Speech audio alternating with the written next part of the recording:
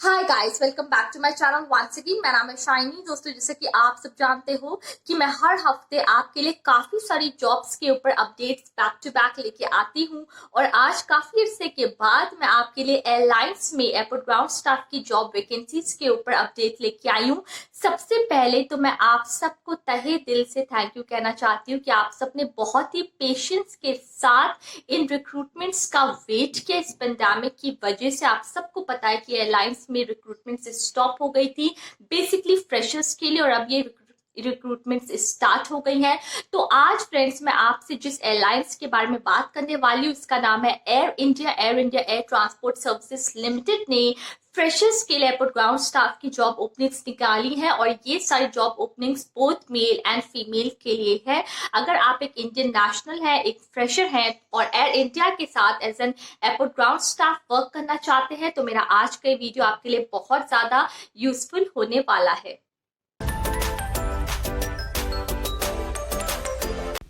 Air India air transport services limited ने customer service agent की job openings निकाली हैं, और कैसे आपको इन जॉब ओपनिंग्स में अप्लाई करना है, क्या है इसका एलिजिबिलिटी क्राइटेरिया, कौन कौन सी लोकेशंस में ये नौकरी निकली हैं, सब कुछ फ्रेंड्स आज के वीडियो में मैं आपको बताने वाली हूँ। तो बहुत ही ध्यान से आज का मेरा आप वीडियो देखिएगा। अगर आप एक इंडियन नेशनल है, अगर आपके पास भारत की नागरिकता है और चाहे आप मेल हो चाहे आप फीमेल हो, आप इस जॉब ओपनिंग के लिए अप्लाई कर सकते हैं। ये job opening basically fix term contract basis पे रहेगी। मतलब ये है कि आप कॉन्ट्रैक्चुअल काम नहीं कर सकते हो, आपका एक फिक्स टर्म होगा जितने सालों के लिए आपको एयर इंडिया के साथ काम करना पड़ सकता है। अब मैं यहाँ पे आपको जल्दी से बताने वाली हूँ कि कौन कौन से शहरों में कौन कौन सी लोकेशंस में ये वैकेंसीज निकली और कितनी नंबर ऑफ वैकेंसीज निकली हैं। जो स्टार्टिंग की आप 3 वैकेंसीज देख सकते हो, जो चेन्नई, कोलकाता और देहरादून में निकली है। ये आपकी बेसिकली जो स्टाफ नर्सेस की रिक्रूटमेंट होती है ये वही है। पैरामेडिकल एजेंट कम कैबिन सर्विस एजेंट के जॉब ओपनिंग्स है। चेन्नई में 4 निकाली हैं, कोलकाता में भी 4 निकाली हैं, देहरादून में 2 निकाली हैं, और सबकी डिफरेंट सैलरी इन्होंने यहाँ पे मेंशन करी हुई है। अगर मैं आपसे चेन्नई की बात करूँ तो ₹21,300, कोलकाता में भी सेम है 21,300, देहरादून में है ₹19,350 पर मंथ, और जगदालपुर छत्तीसगढ़ में जो कस्टमर सर्विस एजेंट की जॉब ओपनिंग्स हैं जिसके ऊपर आज का मेरा ये पूरा वीडियो बेस्ड है, इसमें इन्होंने नंबर ऑफ वैकेंसीज निकाली हैं टोटल 6, और इसकी भी सैलरी है आपको ₹16,530, और साथ में आपको कंपनी के द्वारा कुछ एडिशनल बेनिफिट्स भी प्रोवाइड कराए जाएंगे। ठीक, तो अगर आप एक बतौर कैबिन सर्विस एजेंट वर्क करना चाहते हैं तो उसके लिए आपके पास ये ज़रूरी है कि जीएनएम या फिर बीएससी नर्सिंग की डिग्री हो। आपकी जो अपर एज लिमिट है वो भी इन्होंने यहाँ पे मेंशन की है। अगर आप एक जनरल कैटेगरी से है तो 28 से ज़्यादा ना हो, ओबीसी है तो 31 से ज़्यादा ना हो, और अगर आप एक SC ST है तो 33 से ज़्यादा ना हो। ठीक है। कस्टमर सर्विस एजेंट के बारे में अगर हम यहाँ बात करें तो अगर आपने ग्रेजुएशन किसी भी यूजीसी रिकॉग्नाइज्ड यूनिवर्सिटी से करके रखा है, साथ में आपके पास कंप्यूटर एप्लीकेशंस की बेसिक नॉलेज है, तो आप इस जॉब पोजीशन के लिए अप्लाई कर सकते हैं। अगर आप एक फ्रेशर हैं, अभी आपका ग्रेजुएशन कंप्लीट हुआ है, तो फ्रेंड्स आप इस जॉब ओपनिंग के लिए अप्लाई कर सकते हो। बहुत ज़्यादा अच्छी अपॉर्चुनिटी है, एयर इंडिया के साथ आप काम कर सकते हो, आगे आपको बहुत ज़्यादा अच्छी ग्रोथ मिलेगी। यहाँ पे प्रेफरेंस उन कैंडिडेट्स को दिया जा सकता है जिनके पास आईटा UFTAA, आईटा IFATA और आईटा DGR या फिर आईटा कार्गो का यहाँ पे एक अलग से डिप्लोमा है। अगर आपने ये डिप्लोमा करके रखा है तो आपको पहला प्रेफरेंस दिया जा सकता है।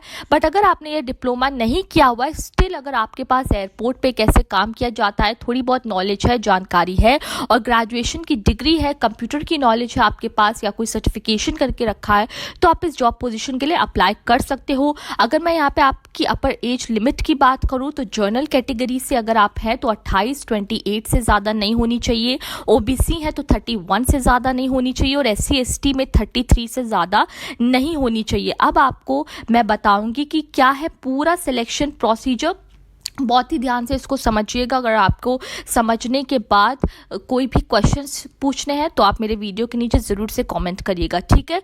तो इन्होंने सिलेक्शन प्रोसीजर में जो सबसे पहला पॉइंट लिखा है वो मैं आपके लिए पढ़ दूं। The applicants meeting with the eligibility criteria as mention above are required to forward the application as per the attach format on email. ये पूरी इनकी ईमेल आईडी दी है hrhq.aiasl@airindia.in। 2 अक्टूबर 2/10/2020 से पहले आपको अपनी सारे डॉक्यूमेंट्स इनको फॉरवर्ड करने हैं, ठीक है। एप्लीकेशन का जो पूरा फॉर्मेट है वो भी मैं आपको अभी दूंगी। देन आप नीचे देख सकते हो इन्होंने एक और बात लिखी है, the applicants will be shortlisted by the company based on its requirements and only shortlisted candidates will be called to undergo screening and personal interview. सिर्फ एप्लीकेशन भेजने से एयर इंडिया में जॉब नहीं लगती है, कुछ इंटरव्यू राउंड्स होते हैं जो आपको क्रैक करने पड़ेंगे। आपकी स्क्रीनिंग होगी और आपका पर्सनल इंटरव्यू भी होगा। एयर इंडिया में जितने भी जिस टाइप के सैम्पल क्वेश्चंस आपसे पूछे जाते हैं इसके ऊपर मैंने आज से कुछ सालों पहले एक वीडियो अपलोड किया था, उसका लिंक मैं वीडियो के नीचे डिस्क्रिप्शन बॉक्स में मेंशन कर दूंगी।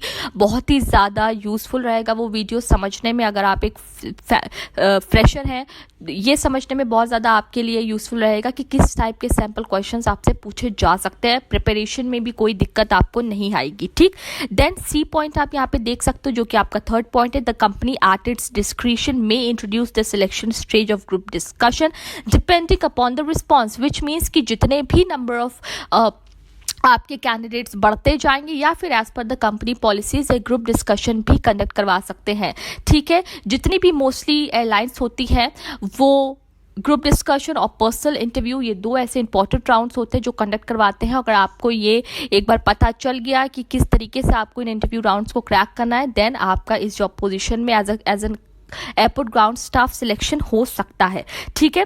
कैसे आपको अप्लाई करना है, कौन से डॉक्यूमेंट्स की रिक्वायरमेंट है, सब कुछ मैं आपको बता रही हूँ। ये मैंने आपको ऑलरेडी बता दिया कि आपको इनको मेल करना होगा, ठीक है। अपने एप्लीकेशन को पूरा भर के फॉर्मेट सब कुछ आपको इनको मेल करना है latest by 2 October 2020। Following documents are required while appearing for interviews. अब ये जो डॉक्यूमेंट्स फ्रेंड्स अब मैं आपको बता रही हूँ, जब आप पर्सनल इंटरव्यू के लिए जाओगे, अपनी स्क्रीनिंग के लिए जाओगे, तब आपको अपने ये डॉक्यूमेंट्स साथ में लेके जाने हैं। और वो कौन कौन से डॉक्यूमेंट्स है अब आप इसे ध्यान से सुन लीजिए। आपकी रीसेंट पासपोर्ट साइज फोटोग्राफ 3 महीने से ज़्यादा पुरानी ना हो। आपकी कलर्ड पासपोर्ट साइज फोटोग्राफ होनी चाहिए with full face front view, और इसको आपको पेस्ट करना होगा अपने एप्लीकेशन फॉर्म में। एप्लीकेशन फॉर्म का फॉर्मेट अभी मैं आपको वीडियो के अंत में दूंगी। देन आपको अपनी सेल्फ अटेस्टेड कॉपीज को अपने जमा करना होगा। इंटरव्यू के दिन जब आप जाओगे आपको ये डॉक्यूमेंट्स अपने साथ में लेके जाने। इन्होंने यहाँ कुछ नंबर्स लिखे, वो भी मैं आगे आपको बताऊंगी कौन कौन से डॉक्यूमेंट्स हैं।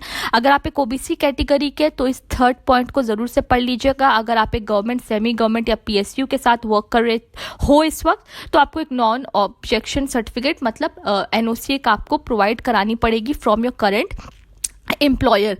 आपको एयर इंडिया में अगर जॉब करनी है तो जो शॉर्टलिस्टेड कैंडिडेट्स होंगे सिलेक्शन प्रोसेस के बाद, only the shortlisted candidates call for the selection process, जो कैंडिडेट्स को एयर इंडिया का एचआर शॉर्टलिस्ट करेगा। और जब आप सिलेक्शन प्रोसेस के लिए जाओगे तो आपको एक non refundable application fee 500 rupees की जमा करनी पड़ेगी, और ये डीडी आपका बनेगा air India air transport services limited payable eight Mumbai के नाम पे। पूरा पढ़ लीजिए ध्यान से। अगर कोई क्वेश्चंस है, कमेंट्स है, आप मुझसे पूछ सकते हो, ठीक है। जो शॉर्टलिस्टेड कैंडिडेट्स होंगे मतलब जिनको यहाँ का एचआर बताएगा कि भाई आपका सिलेक्शन हो गया है, सिलेक्शन प्रोसेस के लिए आगे आइए, देन आपको एक नॉन रिफंडेबल एप्लीकेशन फ़ी 500 रुपये की जमा करनी पड़ेगी, और डीडी आपका बनेगा in favour of air India air transport services limited payable eight Mumbai at the time of appearing for the personal interview, GD and screening, ठीक। तो जब आप अपने personal interview, GD and screening के लिए जाओगे जिस दिन, तब आपको ये सब कुछ लेके जाना होगा। 2 बात आपको यहाँ पे समझनी होंगी, कोई भी फीस नहीं पे करनी है एक्स सर्विसमैन को, और अगर कैंडिडेट्स SC ST कैटेगरी के हैं तो आपको कोई फीस नहीं देनी है। जिसका मतलब अगर आप एक जनरल कैटेगरी के हो और ओबीसी कैटेगरी के हो तब आपको ये फीस देनी पड़ेगी। अगर आप एक एक्स सर्विसमैन हो, SC ST कैटेगरी को हो, तो आपको कोई भी एप्लीकेशन फ़ी 500 रुपये का डीडी जमा नहीं करना है। और डीडी के बैक में आपको अपना पूरा नाम नाम, डेट ऑफ बर्थ और मोबाइल नंबर लिखना होगा. The reverse side of DD should indicate the candidates full name, date of birth and mobile number. Note, please bring a copy of the application form submitted by email along with the above mention documents when call for the selection process. जिसका मतलब ये है कि जब आप जो सबसे पहला स्टेप था आपका, मतलब जिसमें आपने अपने एप्लीकेशन फॉर्म को फिल करके मेल किया था, उसकी पूरी कॉपी प्रिंट करके ले जाइएगा जिस दिन आपका इंटरव्यू होगा. कुछ यहाँ पे इन्होंने जनरल कंडीशंस लिखी है, वो आपको मैं पूरी बता दूं. Shortlisted candidates will be considered for engagement on a fix term contract basis subject to their turn in merit order. इसको आप पूरा एक बार पढ़ लीजिएगा. इन्होंने कुछ SC ST OBC कैंडिडेट्स के लिए कुछ यहाँ पे जनरल कंडीशंस मेंशन किए, इसको आप पूरा पढ़ लीजिएगा. पीरियड ऑफ कॉन्ट्रैक्ट आपका रहेगा fix term contract basis. If offered the contract period is extendable depending on the individuals performance. अब आप में से काफ़ी लोग के मन में सवाल होगा कि मैम कितने साल हमें वर्क करना होगा एयर इंडिया के साथ. गाइस, इट ऑल डिपेंड्स कि आप कंपनी में कैसे परफॉर्म कर रहे हो. बिकॉज ये जितनी भी आप कह सकते हो कस्टमर सर्विस से रिलेटेड कंपनीज होती हैं, जो बेसिकली एयरलाइंस होती है, दीज आर बिग ब्रांड्स, और इनमें अगर आपको आगे तक सर्वाइव करना है तो आपकी परफॉर्मेंस बहुत ज़्यादा मैटर करेगी. कस्टमर सर्विस आप कैसे कर रहे हो, एयरपोर्ट पे आप कैसे अपने कस्टमर्स के साथ डील कर रहे हो, अपने कलीग्स अपने स्टाफ के साथ कैसे डील कर रहे हो, कितना ज़्यादा 100% इनपुट आप अपने काम में दे रहे हो, ये कुछ पॉइंट्स बहुत ज़्यादा मैटर करेंगे. और तभी आपका ये period of contract air India के साथ एक्सटेंड किया जाएगा. कोई भी एप्लीकेशन को आप जमा करोगे तो वो इनकम्प्लीट ना हो, अनसाइंड ना हो, इन बातों का आपको कुछ ख्याल रखना होगा. अब मैं फ्रेंड्स आपको बहुत ही ज़्यादा ज़रूरी कुछ 2 पॉइंट्स बताने वाली हूँ, ठीक है. सबसे पहला तो ये है कि कोई भी आप रेफरेंस मत लाइएगा. जिसका मतलब ये है, आप देख सकते हो उन्होंने लिखा हुआ है एनी कैनवसिंग बाय और on behalf of the candidate और ब्रिंगिंग पॉलिटिकल और outside influence with regard to that engagement / selection shall be considered as disqualification. Which means कि अगर आपने कोई सोर्स लगाया बाहर से या कोई आप रेफरेंस लाए तो फिर एयर इंडिया आपके पूरे एप्लीकेशन को यहाँ पे रिजेक्ट कर देगा, डिस्क्वालीफाई कर देगा. अपनी मेहनत से, अपनी काबिलियत पे ही आपको सिलेक्शन अपना करवाना है एयर इंडिया में, ठीक है. तो इस बात का आपको ख्याल रखना पड़ेगा. Last date receipt of application है 2/10/2020, 2 अक्टूबर 2020, ठीक है. तो अभी आपके पास पूरा 1 हफ्ते का टाइम है. जल्दी जल्दी आप अपने सारे एप्लीकेशन भर के, अपनी एप्लीकेशंस को इंडिविजुअली भर के भेजिए, ठीक है. और अब मैं आपको पूरा फॉर्मेट बता रही हूँ यहाँ पे एप्लीकेशन फॉर्म का. ये जो स्टार्टिंग का आप पूरे बॉक्स में देख रहे हो, जो भी लिखा हुआ है, इंपॉर्टेंट पॉइंट्स यहाँ पे इन्होंने मेंशन किए हुए हैं, ये सिर्फ ऑफिस यूज़ के लिए है. अब बारी आती है पूरे फॉर्मेट की, जो कि एप्लीकेशन फॉर्म का है. जो आपकी मैंने पासपोर्ट साइज फोटोग्राफ की बात की थी, 3 महीने ज़्यादा पुरानी नहीं होनी चाहिए. उसको आपको यहाँ पे पेस्ट करना होगा, अपना सिग्नेचर करना होगा. पोजीशन अप्लाइड फॉर में आपको कस्टमर सर्विस एजेंट जो इन्होंने मेंशन की है जॉब पोजीशन, इसी PDF में वो आपको मेंशन करना है. स्टेशन ऑफ चॉइस आपका क्या रहेगा, आपका रहेगा अगर आप यहाँ पे जगदालपुर छत्तीसगढ़ में काम करना चाहते हो, या फिर अगर आप एक कैबिन सर्विस एजेंट के तौर पे काम करना चाहते हो तो वो आपको यहाँ मेंशन करना होगा, ठीक है. आपका पूरा नेम, आपका फादर्स नेम, आपकी डेट ऑफ बर्थ, आपका प्लेस ऑफ बर्थ, ये सब पूरा एक बार फ्रेंड्स इसको पूरा भरिएगा.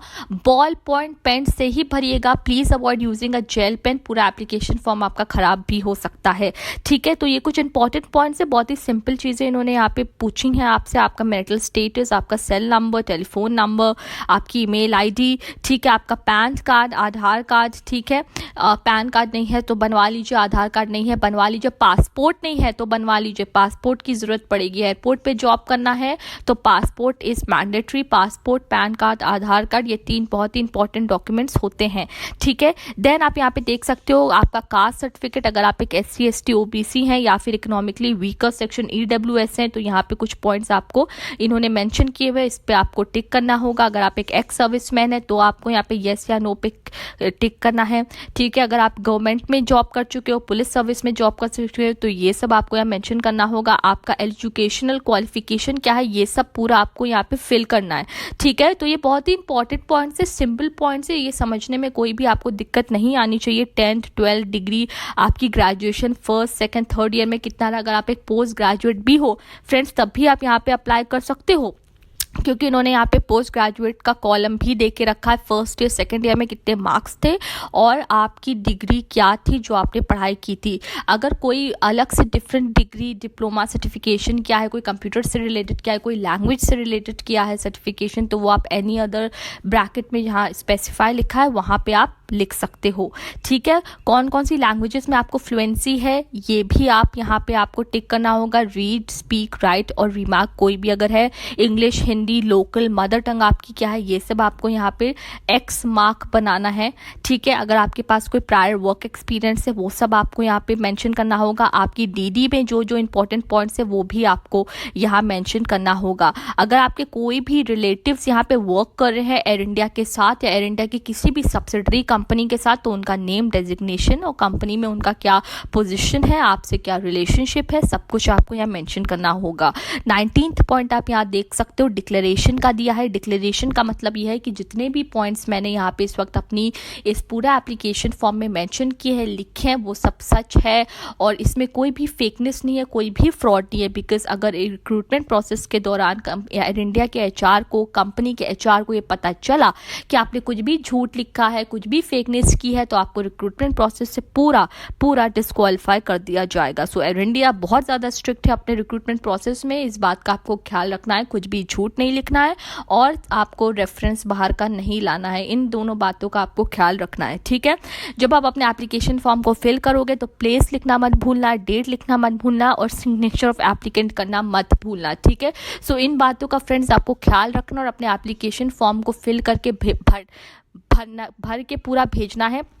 आप चाहे इसको स्कैन करके इनको मेल कर सकते हो या फिर आप इसको इसके पूरे पीडीएफ को एडिट करके भी आप भेज सकते हो। ठीक है, ये आप पे डिपेंड करता है कि आप किस तरीके से अपने पूरे एप्लीकेशन फॉर्म को इनको मेल कर रहे हो। ठीक है, so 2 October 2 October is the last date to apply for this job position. अगर आपके पास कोई भी क्वेश्चंस है तो आप मेरे वीडियो के नीचे लिख के मुझसे पूछ सकते हैं। आई रियली डू होप, मैं उम्मीद करती हूँ कि मेरा आज का वीडियो आपके लिए बहुत ज़्यादा यूजफुल रहने वाला है। अगर आप भी बतौर N airport ground staff with air India air transport services limited apply करना चाहते हो तो पूरा प्रोसेस दोस्तों मैंने आपको बता दिया। स्टिल अगर आपके मन में कोई भी क्वेश्चन है, आप मुझसे पूछना चाहते हो, कोई भी डाउट्स हैं, तो आप मेरे वीडियो के नीचे कॉमेंट करिए, मैं आपके सारे सवालों के जवाब दूंगी। ठीक है, तो चलिए अपने इस वीडियो को मैं जल्दी से रैप अप करती हूँ और आने वाले टाइम में ऐसे ही मैं कुछ लेटेस्ट जॉब अपॉर्चुनिटीज के ऊपर काफी सारे अपडेट्स बैक टू बैक लेके आऊंगी। It's COVID-19 and we have to fight it together. We have to stay safe at our homes. Bye, take care and stay safe.